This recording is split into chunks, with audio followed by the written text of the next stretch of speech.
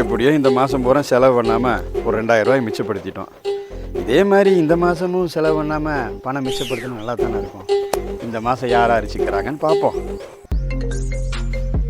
என்ன ஃபோன் அடிக்குது? யார் இந்நேரத்தில் கூப்பிட்றா? ஐயோ இவனா? ஃபோன் எடுக்காட்டி திரும்ப திரும்ப கூப்பிட்டே இருப்பானே, என்ன பண்ணுறது? ஃபோன் எடுத்துருவோம். ஹலோ மாப்பிள்ள, சொல்கிறா என்ன விஷயம்? மாப்பிள்ள பணம் 500 ரூபா வேணும்டா. பணமா? எப்படி இவங்களுக்கெல்லாம் தெரியுது?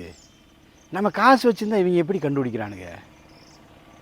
அடடா மாப்பிள்ள, கொஞ்ச நேரத்துக்கு முன்னாடி நீ கூப்பிட்டுருக்கூடாது. இப்போ தானே ஒருத்தருக்கு கடன் கொடுத்தேன்.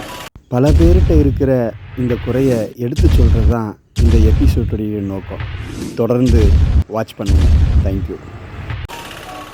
டே அர்ஜென்ட்ரா மாப்பிள்ள. புரியுதுடா மாப்பிள்ள, பணம் இல்லையே, என்கிட்டே 100 ரூபா தானே இருக்குது. சரிடா, வேறு பக்கம் நான் ட்ரை பண்ணுறேன். ட்ரை பண்ணு. எப்படி தான் கண்டுபிடிக்கிறாங்கன்னு தெரியலையே. கஷ்டப்பட்டு செலவு பண்ணாமல் நம்ம காசு வச்சுருந்தா அதையும் நம்மள்ட்டேருந்து ஆட்டையை போடுறதுக்கு கரெக்டாக இருக்கிறானுங்களே.